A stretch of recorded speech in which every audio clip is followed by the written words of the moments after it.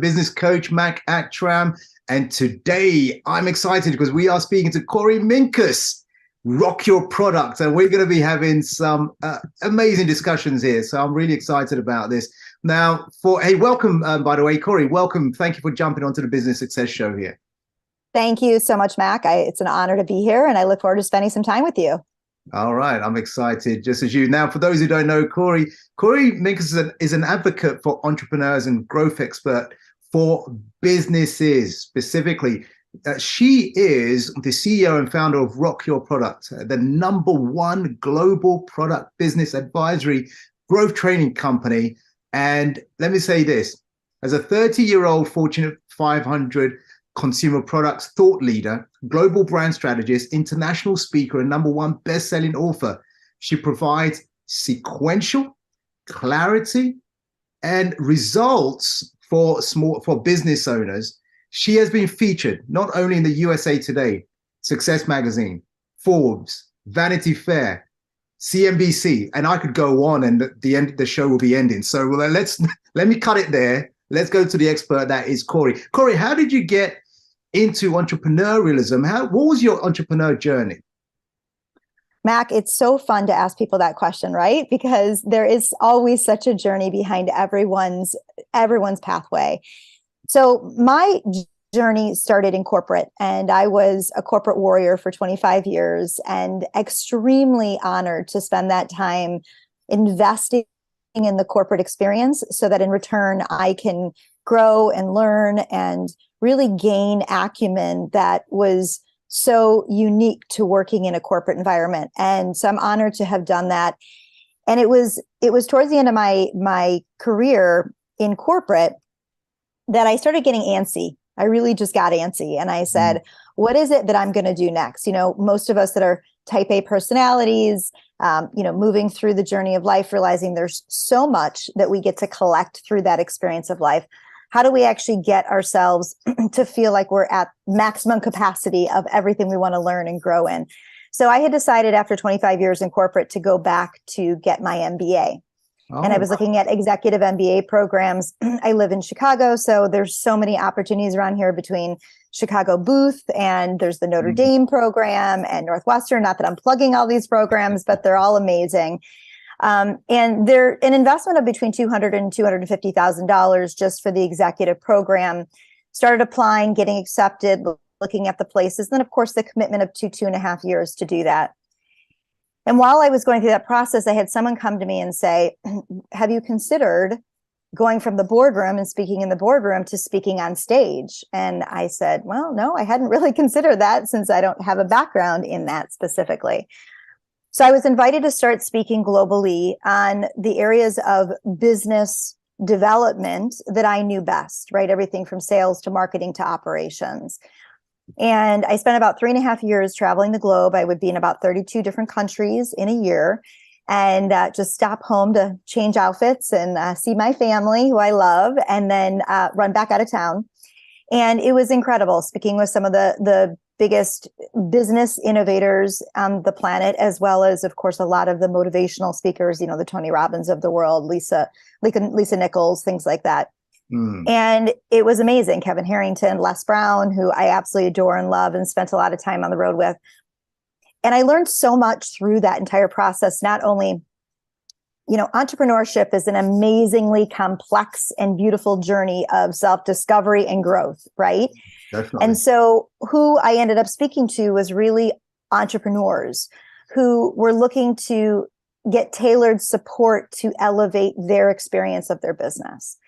And so through that process, I not only helped service-based businesses, but because of my 25 years in consumer products, I had a lot of people coming to me saying, please teach us what we need to do to take our products and scale them in the marketplace. And so I designed a system, it's about 5 years ago now, called Rock Your Product, that allows clients to walk through the process of scaling and growing and making a brand that is sustainable, but also they can exit out of at some point. And so it's been a really fun process. And then I got to work with service providers around the world who not only wanted to enhance their service businesses, but also wanted to launch physical products as a means of an additional revenue source or channel of distribution to impacting their current network or customers. And so it's been a really robust journey. I've been on it for 5.5 years, not traveling around the world so much anymore, but doing much more virtually as we all are. So that's kind of my journey to entrepreneurship.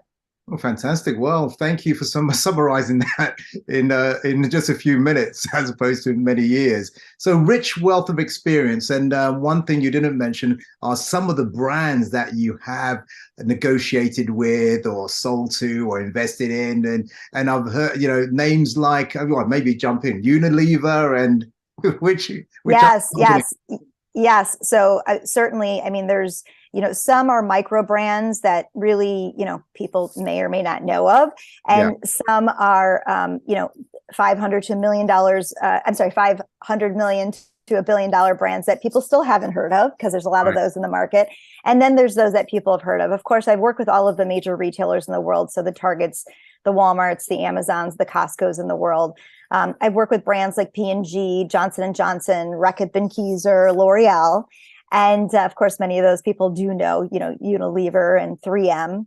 And then there's a lot of smaller brands like Narcisa Ferrez, which is a company out of Hong Kong, and Ashley Black, which is they're out of Houston, but located in Costa Rica now and building manufacturing there.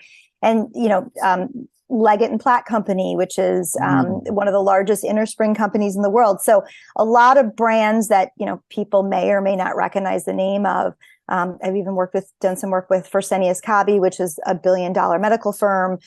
Just recently did another big stint with Johnson & Johnson. So, there's this constant evolution of working with micro brands. And I have some companies that are just pre-revenue and just starting to launch and build their brands. Oh, wow. Okay. So the trajectory of working with companies for me, which has been beautiful, and even throughout my career, I worked with companies that I was able to have a very vertically integrated experience within those companies. So I was able to be involved and impact so many different areas in those companies, which really has allowed me to be such a strong advisor for entrepreneurs today, because I understand the intricacies of how each of the processes that we need to put into our companies and our businesses work, intertwine with each other to create the success that you're looking to create. Fantastic. Well, great wealth of experience there. So let me bring it to the small business entrepreneurial level, where a lot of our listeners are listening in, and you've worked with all sizes of business, so which is fantastic. So imagine we have someone listening in thinking, well, I'm a small company, I've got this number of staff, I'm trying to grow. The question I have for you, Korie, is often large businesses, there is no face to the company. And some challenges for small businesses that people are buying me. No, they buy me, they're referring me. When someone wants to scale, but the whole business is focused on them, and they ask you for advice and you're going to consult with them, what are some of the changes that you recommend or change in order for them to scale 10 times, 100 times, 1,000 times without them being the person that all the clients are asking for? Interesting. So you're asking me the question as to how do entrepreneurs actually take on a different role within the company where they don't have to be the one that's answering all the questions, being the one that's being the forefront of the sales initiatives. So essentially, because they have made up their mind that their business is them. And so if that's a trap to scaling, right? So yeah, go ahead. Sorry to interrupt. Yeah, great question, Mac. And so true, right? We often think that we are the only one that can make those decisions. And oftentimes, particularly when you're an entrepreneur, you're starting your business out of this deep, rich passion for something that you have internally. In fact, the book I launched last year that became a bestseller was specifically talking about passion and purpose and how it really fuels everything that we do in life. And the experience that happens with entrepreneurship is we take everything so personal, right? We create this experience where we're launching the ideas, we're creating the concepts, we're setting up the systems, and we're doing everything. And it by nature just becomes such a personal process. And we feel so personally connected. It's hard for us to relinquish the power And the idea of bringing others in to help us to capitalize on and grow. And I always say it takes a village to do anything, whether it's raising children, being a good spouse, or running a good company. You really can't do any of it on your own, and you shouldn't. I mean, I say people who need people are the luckiest people in the world, and people who recognize that concept allow them to quickly align with the right people to allow them to grow and expand their businesses. Now, oftentimes, and I deal with this a lot with my clients. In fact, I have a client, they do about $30 million of revenue a year in their products. And we are just expanding one of their divisions of their companies to be able to better service a new distribution channel that we're launching. Sure. Already just received our first $500,000 order. So cheers to them for that. And we're building out the team, right? And so there's this experience of how do we take the priorities and divide them out to understand the relationship with the people that we're bringing in to support the company growth. And here's the biggest transition or the biggest piece that I tend to work on with entrepreneurs to help them to get there. And that is for them to start to understand that they're no longer the engine of the company, right? The engine of the company, but they have to become the leader of the company. I like that. Yeah. Yeah. So big transition, right?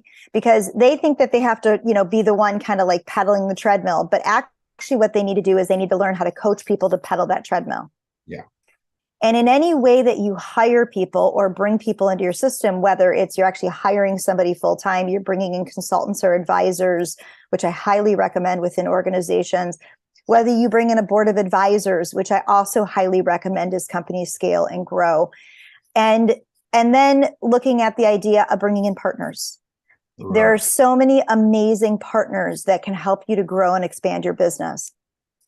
But the role in all of those relationships, the smoking gun to creating that experience and that success, is to understand what true leadership really means. And that is something that most entrepreneurs, even we don't become entrepreneurs because we want to be leaders. We don't innately think that through.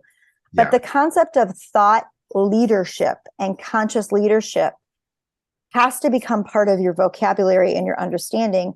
Otherwise, you will trap yourself, as you mentioned, into thinking that you either have to be a solopreneur or you have to make all of the decisions on behalf of your organization or do everything yourself, create every sale, create every marketing campaign, do everything that you're doing all on your own and be responsible for it instead of leveraging the talents of so many people around you. And so hopefully that answers your question, but it really is going from being the engine to being a thought leader. Yeah, you absolutely nailed it there. And then, and then towards the end, you said the word leveraging other people's talents. I mean, isn't that so true?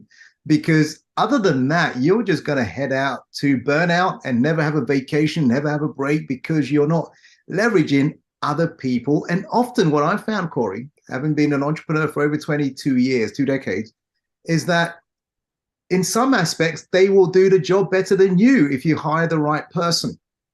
They'll do it better and saves you a lot of time and energy and heartache and headache as well. So, Korie, how has personal and business brands evolved over so many years?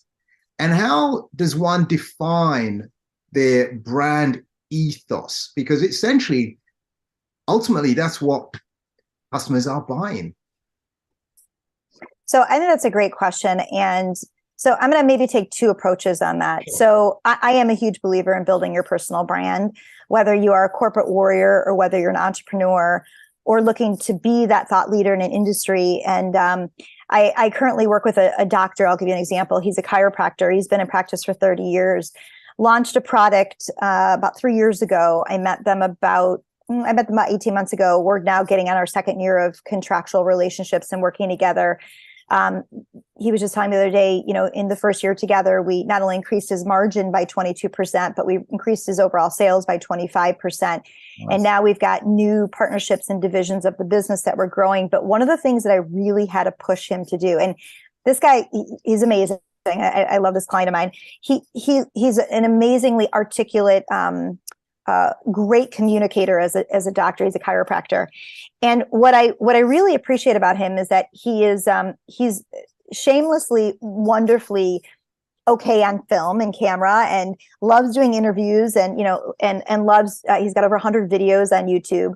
Right. So he's open into communicating. But what he realized, or what I helped him realize, was that in order to become a brand, you have to actually start more in a smaller inner circle. Let's talk about it this way. Sure. What I mean by that is you need to become the industry leader within your industry. Mm-hmm. And we're so prone to want to be a brand with our customers, or be a brand with within the business to business relationships that we're creating. But actually, if you could create that personal brand within the industry that you're representing, so to other industry leaders, within industry associations, within trade shows and conferences, and start to establish yourself as a thought leader within the bigger, greater industry, and not just directly to the consumers, it actually establishes more authority in your brand than you can do on your own. So I would say that's my first response and hack I would recommend to the entrepreneurs who are listening today. And the second thing I would say is building your professional network. And this kind of ties into each other, because building relationships is one of the most important things that we can do on our business. And finding and identifying where those relationships are going to give you the most meaning is not always easy. Okay. Everyone says, well, where should I spend my time? Well, we all know that, time is money. And we certainly want to have effective use of our investment around what we're doing to build our business. But it is so important to understand where those commonalities and connection points can occur, and really thinking about how you're going to invest into those relationships. I will tell you that most business partnerships or relationships can take between 18 months and 2 years to actually start to feed your business. Right. Which means, just like planting seeds to grow your garden, we have to plant those seeds continually to create the experience of growth for our business. And most of the time, entrepreneurs are just like consumers. We want immediate results, right? We want to buy the ad on Facebook and we want to see the response. We want to see the orders coming in. We want to see the sales conversions. That's the typical consumer's mentality, and entrepreneurs are just as well consumers as anybody else. Sure. But it's the plodding along and taking the time to really invest in those experiences that allow you to be able to actually sustainably grow your business. And that is a differentiator for entrepreneurs where I see they create real success. Right. So don't think short term, but think, hey, we are doing this over a long term. Sow the seeds now. Build those relationships, build those rapport, make sure they know you're going to be there for the long term. And when that tap opens, it will start flooding because you've spent that time to build those. I love that. That's fantastic. Great share. Hey, I read, Korie, about you had in terms of your own personal journey, you had some kind of learning disability, but I can't remember what it was. What was the learning disability? Because you're doing awesome stuff, right? And you are working with these global brands all over the world and small businesses, and you're making a change. What was the disability you had, and did it impair you in any way? I mean, did it hold you back, or have you used it more as a strength than anything else? What's happened? Tell me the story. Yeah, great question, Mac. So I grew up in this highly academic home and really supportive. I had very grounded parents who were very traditional, education, family, loyalty, hard work, all the things that are really important. My parents also taught me and empowered me to learn from my peers, ask good questions, be curious, and be committed really to our personal best. And we continued to be, I continue to be today a consummate learner. So are my brothers, right? We constantly love to learn our journey. My little brother in business and my older brother who's a surgeon. And we understood the importance of those things. So when I was just 8 years old, my confidence was greatly shattered when I started to have challenges, and they define them as learning challenges or learning disabilities in my academic environment. And so I began to have these standardized tests that were done to help the educators identify how I wasn't performing at what they thought was, academically where I should have been at. And as my dear parents always made sure, we had the best testing and the best education and the best support system. And it's not that I grew up in an overly wealthy home. It was that I grew up in a home that was very practical around using the education system to increase our ability to create impact in the world.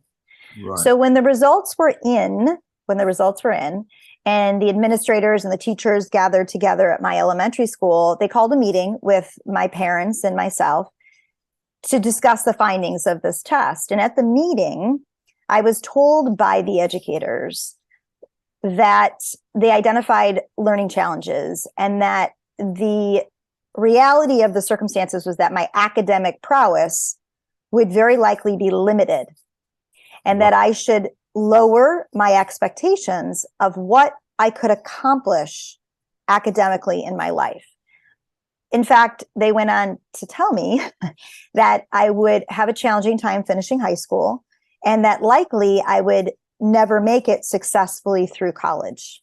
My goodness. So this was clearly a devastating and embarrassing experience for me and my parents, who had these incredible aspirations for me at 8 years old, and that I had for myself. So at a very ripe age of 8, I had to make some choices in my life. Now, either I could let someone else's very limiting beliefs dictate my future of what was possible for me to achieve, or I could hold myself accountable and create the outcomes I knew were fully possible in my life. So with the loving support of my family by my side, and of course, the inner desire for me to be my personal best, I decided at a very young age that my life was going to be unstoppable. And I would seek every opportunity to work with the best mentors, the best coaches, the best educators, advisors, to create the systems and tools that I could use to thrive. And so not only did I go on to become a competitive figure skater for 22 years, so I was a high profile athlete, worked with mental trainers, and I was a figure skater, so skating experts and dance coaches.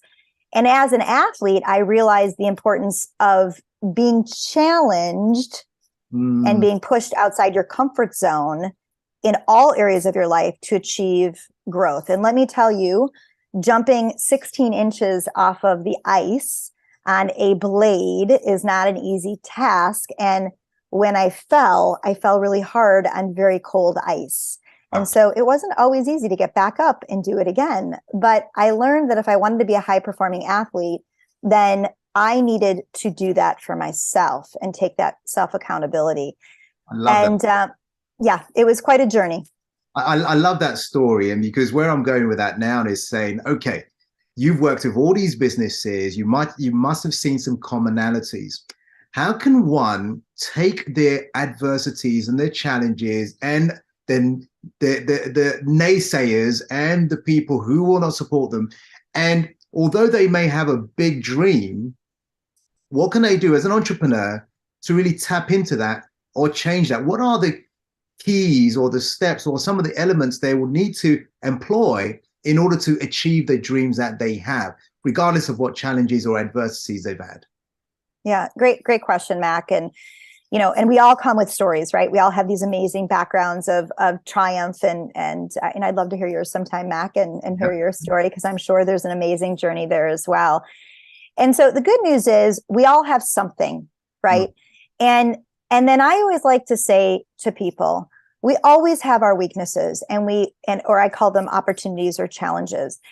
And the journey really starts with, how do we actually optimize our strengths? So instead of looking at our weaknesses or those things that we may not be as optimized in our life, how do we start with our strengths? Like, let's flip that on its head. And as people, we tend to be very critical of ourselves. We know our weaknesses really well. Very well, yeah. Right? Yeah. But we don't honor, identify, become aware, and understand our strengths. Okay. And there is so much capacity in each of us as human beings if we learn to capitalize on what we're good at. Mm. And then, of course, the secondary piece of that is, as entrepreneurs, it becomes our responsibility. In fact, I was just having this conversation. I have a 22-year-old son. Oh, wow. And I hope he doesn't mind I'm talking about him, but You know, he's going through this challenging transition. And as a parent, he's my oldest.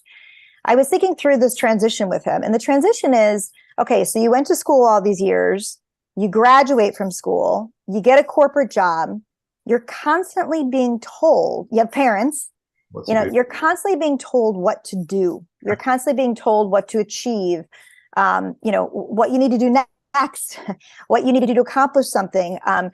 Here's the project, get it done from start to finish.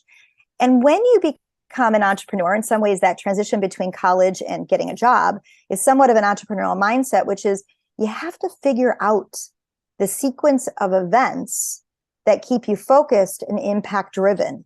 And oftentimes entrepreneurs, because they can be distracted in their own weaknesses or opportunities or the negative things that happen in our life, they lose the focus around creating the sequence of events that's important for them to actually create the outcomes that they desire to create.